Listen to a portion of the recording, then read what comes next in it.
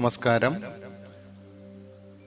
ഈ സെഷനിൽ നമ്മൾ പഠിക്കാൻ പോകുന്നത് സി ലാംഗ്വേജിലെ സ്ട്രക്ചർ എന്ന് പറയുന്ന കൺസെപ്റ്റാണ്. സ്ട്രക്ചർ കൺസെപ്റ്റ് പ്രോഗ്രാമിങ്ങിൽ കോമ്പൗണ്ട് ഡാറ്റ ടൈപ്പ് ഡിഫൈൻ ചെയ്യുന്നതിനും ആ ഡാറ്റ ഉപയോഗിച്ച് അഡ്വാൻസ്ഡ് ഡാറ്റാബേസ് പോലെയുള്ള പ്രോഗ്രാമുകൾ ഇംപ്ലിമെൻ്റ് ചെയ്യുന്നതിനും സി ലാംഗ്വേജിൽ ഉപയോഗിക്കുന്ന ഒരു ടെക്നിക്കാണ് സ്ട്രക്ചർ. എന്താണ് സ്ട്രക്ചർ എന്ന് നമുക്ക് നോക്കാം.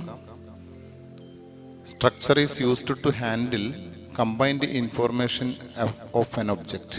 ഒരു ഒബ്ജക്റ്റിനെ സംബന്ധിച്ചിട്ടുള്ള എല്ലാ വിവരങ്ങളും ഒരുമിച്ച് കമ്പൈൻ ചെയ്ത് ഒരു പ്രത്യേക മെമ്മറി ലൊക്കേഷനിൽ സ്റ്റോർ ചെയ്ത് ഉപയോഗിക്കുന്നതിന് വേണ്ടി സി ലാംഗ്വേജിൽ തയ്യാറാക്കിയിട്ടുള്ള ഒരു കൺസെപ്റ്റാണ് സ്ട്രക്ചർ എന്ന് പറയുന്നത്. ഈ structure can contain different types of data. കാരണം ഒരു ഒബ്ജക്റ്റിൻ്റെ ഇൻഫർമേഷൻ എന്ന് പറയുമ്പോൾ ആ ഇൻഫർമേഷൻ ചിലപ്പോൾ ക്യാരക്ടർ ഡാറ്റ ഉണ്ടാകാം, ഫ്ലോട്ട് ഡാറ്റ ഉണ്ടാകാം, ന്യൂമറിക് ഡാറ്റ അല്ലെങ്കിൽ ഇൻറ്റീജർ ഡാറ്റ എല്ലാം ഉണ്ടാകാം, അറേ ഡാറ്റ ഒക്കെ ഉണ്ടാകാം, അല്ലെങ്കിൽ മറ്റൊരു സ്ട്രക്ചർ ഡാറ്റ ഉണ്ടാകാം. ഇങ്ങനെ വ്യത്യസ്തങ്ങളായ ഡാറ്റ ടൈപ്സ് ഒരുമിച്ച് ചേർക്കുന്ന ഒരു കൺസെപ്റ്റാണ് സ്ട്രക്ചർ എന്ന് പറയുന്നത്. Grouping of dissimilar data types into a single name is called a structure. It is the definition of structure. Dissimilar data types, ആ വാക്ക് ശ്രദ്ധിച്ചാൽ മതി.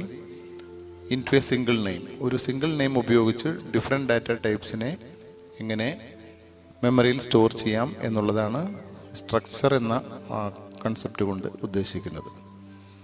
ഒരു എക്സാമ്പിൾ പറഞ്ഞു കഴിഞ്ഞാൽ സ്റ്റുഡൻറ്റ് ഇൻഫർമേഷൻ. ഒരു സ്റ്റുഡൻറ്റിനെ കുറിച്ചുള്ള ഇൻഫർമേഷൻ എന്ന് പറയുമ്പോൾ ഒത്തിരി ഇൻഫർമേഷൻസ് ഉണ്ട്. ഒരു സാമ്പിളായിട്ട് ഇവിടെ 2-3 കാര്യങ്ങൾ മാത്രമേ മെൻഷൻ ചെയ്യുന്നുള്ളൂ. ഒന്ന് name, register number, CGPA etcetera.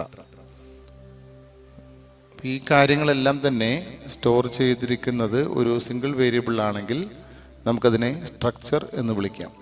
തുടർന്ന് വരുന്ന എക്സാമ്പിളിൽ നമുക്കത് കാണാം. എങ്ങനെയാണ് ഒരു സ്ട്രക്ചറിനെ ഡിക്ലെയർ ചെയ്യുക എന്നുള്ളതാണ് ഇനി പറയുന്നത്. Structure is similar to a user defined data type. ഒരു ഡാറ്റ ടൈപ്പ്, വ്യത്യസ്തങ്ങളായ ഡാറ്റ ടൈപ്പുകൾ നാം ഇതുവരെ പ്രോഗ്രാംസിൽ ഉപയോഗിച്ചിട്ടുണ്ട്. Integer, float, linear arrays, character, string എന്നീ ഡിഫറെൻ്റ് ആയിട്ടുള്ള ഡാറ്റ ടൈപ്സ് നമ്മൾ ഉപയോഗിച്ച് കഴിഞ്ഞു.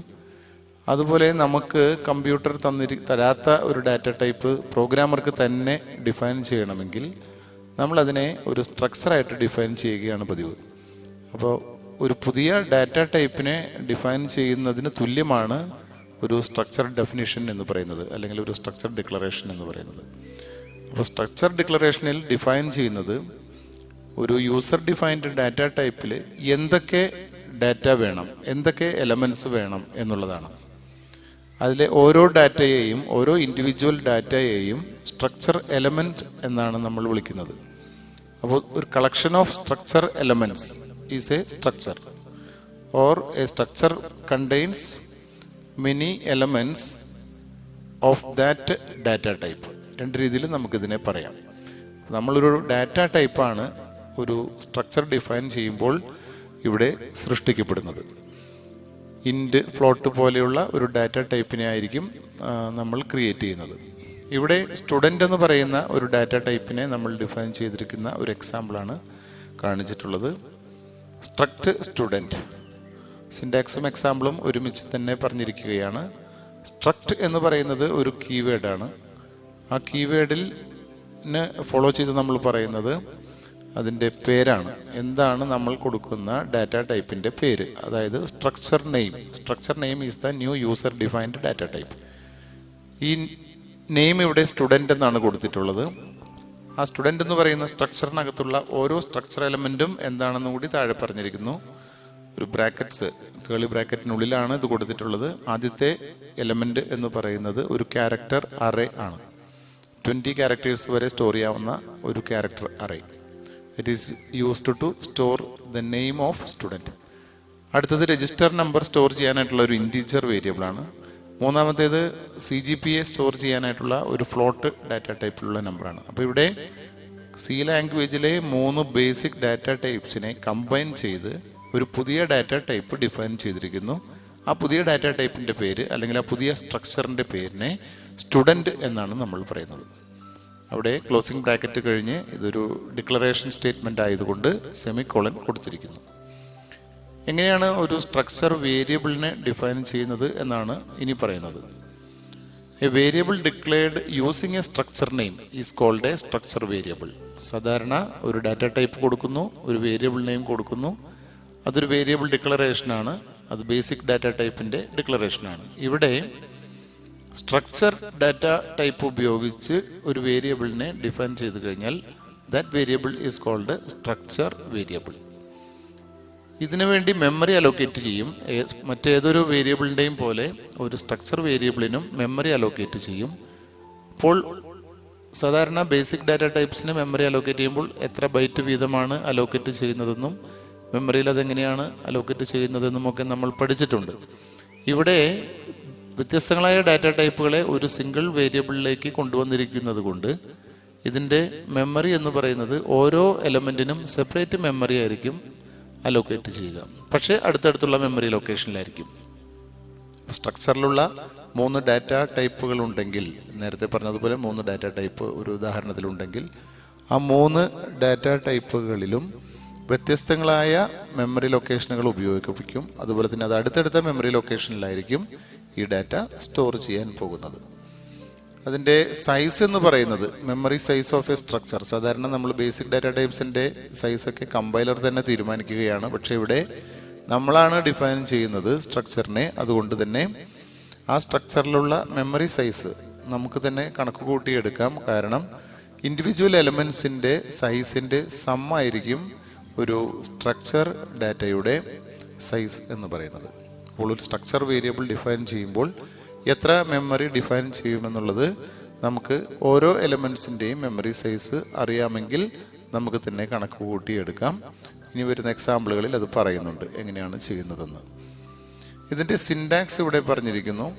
Structure name, structure variable. Struct എന്ന് പറയുന്ന കീവേഡ് ഇവിടെയും ഉപയോഗിക്കുന്നുണ്ട്. ഡെഫിനിഷനിലും നമ്മൾ ഉപയോഗിച്ചു, ഡിക്ലറേഷനിലും നമ്മൾ ഉപയോഗിച്ചു. സ്ട്രക്ചർ വേരിയബിൾ ഡിഫൈൻ ചെയ്യുമ്പോൾ വീണ്ടും നമ്മൾ സ്റ്റാർട്ട് ചെയ്യുന്നത് സ്ട്രക്റ്റ് കീവേഡ് ഉപയോഗിച്ചിട്ടാണ്. Struct followed by structure name. എന്താണ് സ്ട്രക്ചർ നെയിം? നമ്മൾ നേരത്തെ ഡിഫൈൻ ചെയ്ത ആ സ്ട്രക്ചർ നെയിമാണ് ഇവിടെ കൊടുക്കേണ്ടത്.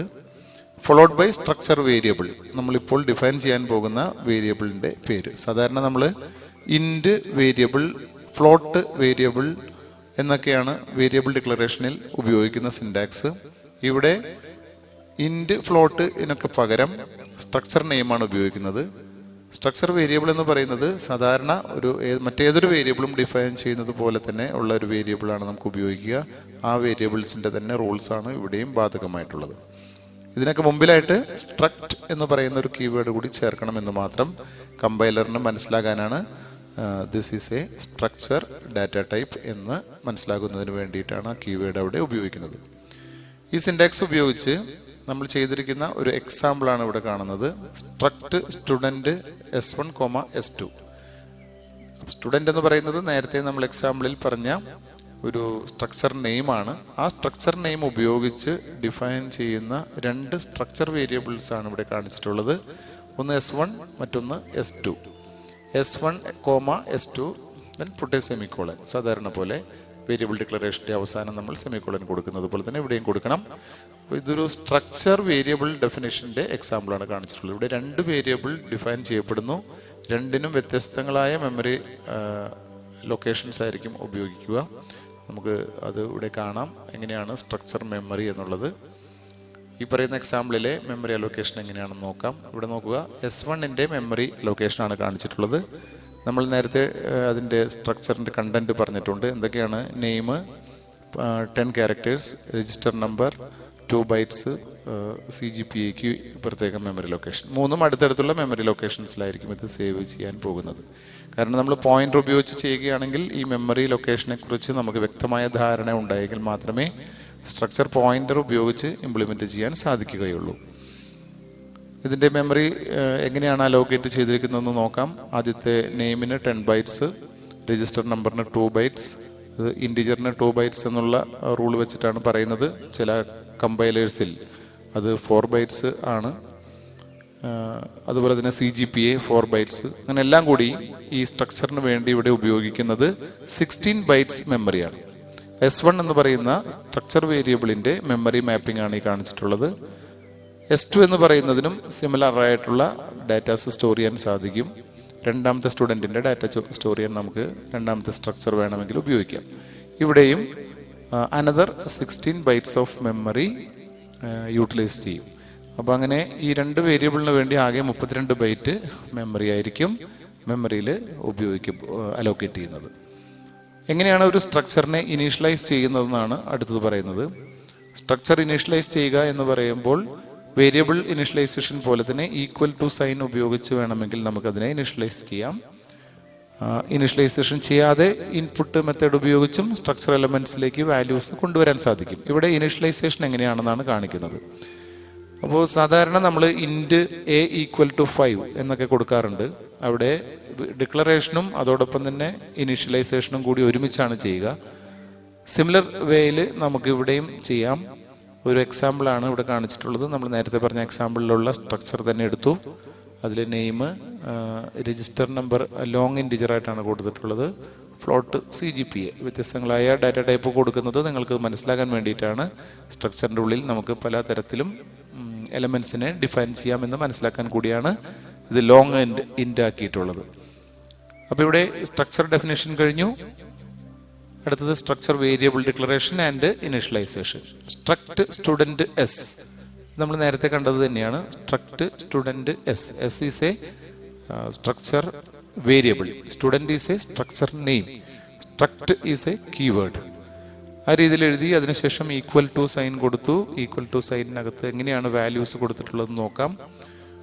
സ്ട്രിങ് ആയതുകൊണ്ട് നെയിമിലേക്ക് അസൈൻ ചെയ്യുന്ന വാല്യൂ രാജു ആണ്. ഡബിൾ കൊട്ടേഷൻ മാർക്സിൽ കൊടുത്തിരിക്കുന്നു. ഒരു കോമ ഇട്ട് സെപ്പറേറ്റ് ചെയ്തിരിക്കുകയാണ് രണ്ടാമത്തെ വാല്യൂ അസസ് ചെയ്യാൻ വേണ്ടി. രണ്ടാമത്തെ വാല്യൂ രണ്ടാമത്തെ സ്ട്രക്ചർ എലമെൻറ്റിലേക്കായിരിക്കും സ്റ്റോർ ചെയ്യുക. ഇവിടെ അത് രജിസ്റ്റർ നമ്പറാണ്. മൂന്നാമത്തെ വാല്യൂ സ്റ്റോർ ചെയ്യുന്നത് CGPA എന്ന് പറയുന്ന സ്ട്രക്ചർ എലമെൻറ്റിലേക്കായിരിക്കും. വളരെ ക്ലിയർ ആണ് ഈ എക്സാമ്പിൾ. അവസാനം ഒരു സെമിക്കോളനും കൊടുത്തിരിക്കുന്നു.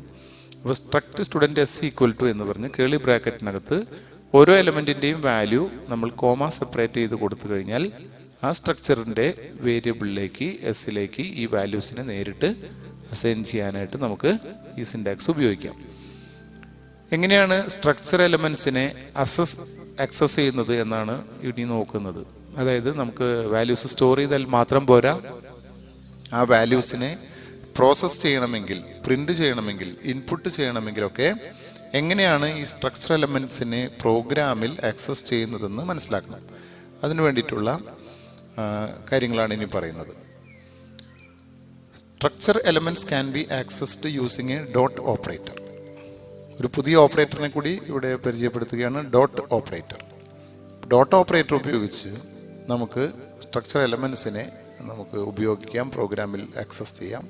സിൻടാക്സ് ആണ് പറയുന്നത് structure variable dot element. Dot is the new operator.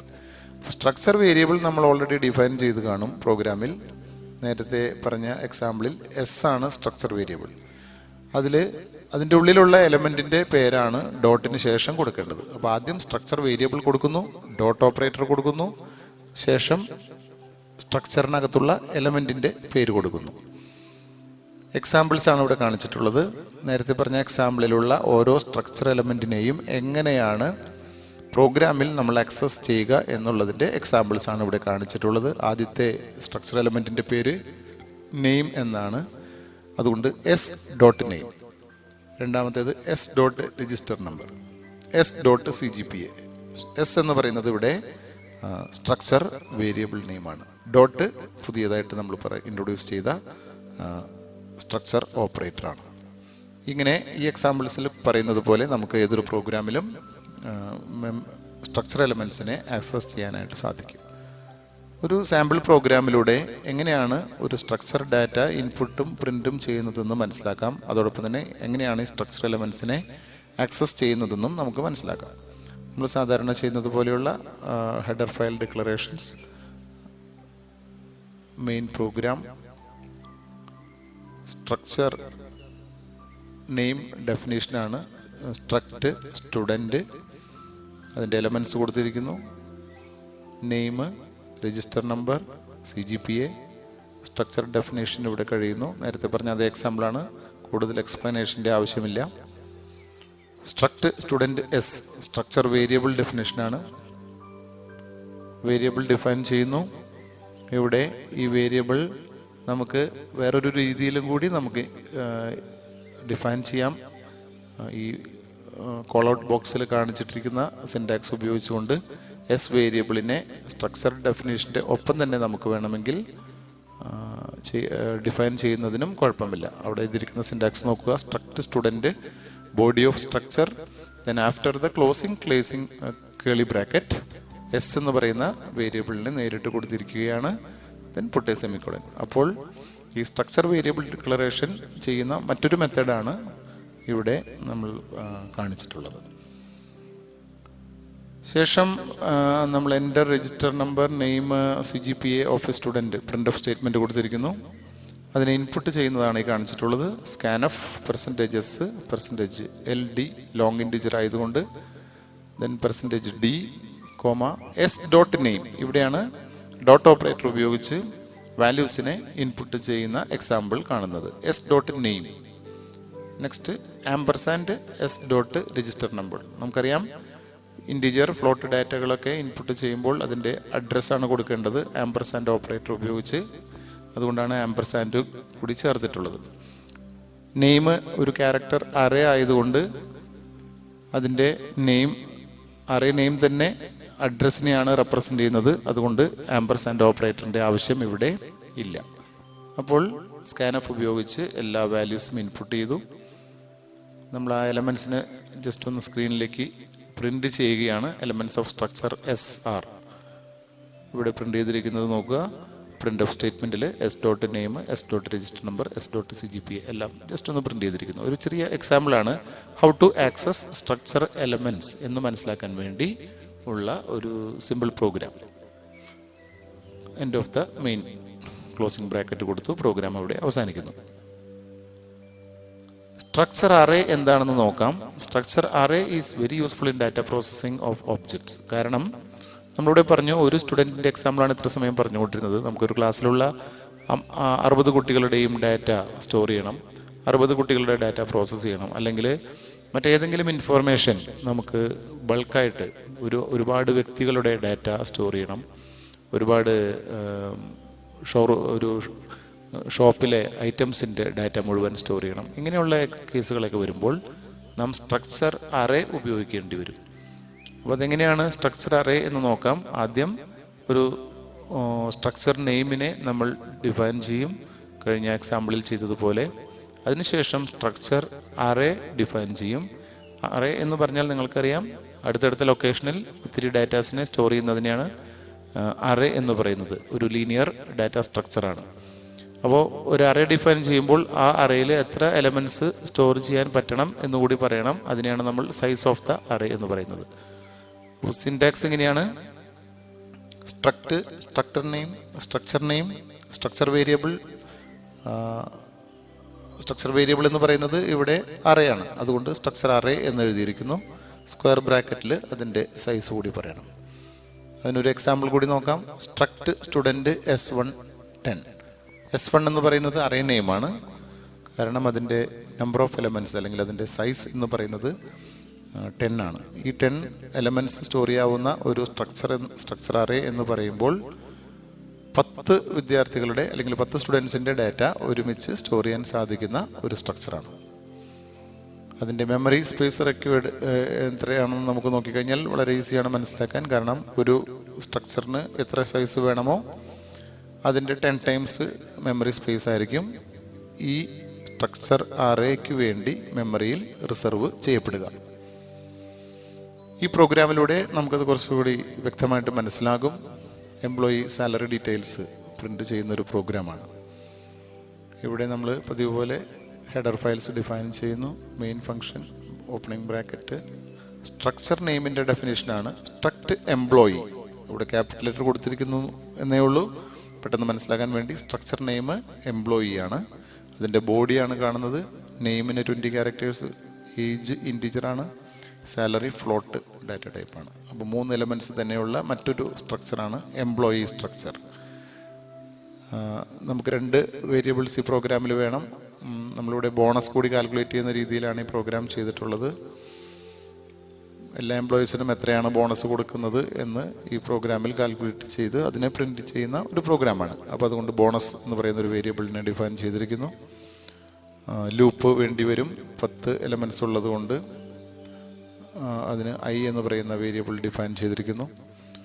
ഇതാണ് നമ്മുടെ സ്ട്രക്ചർ അറേ.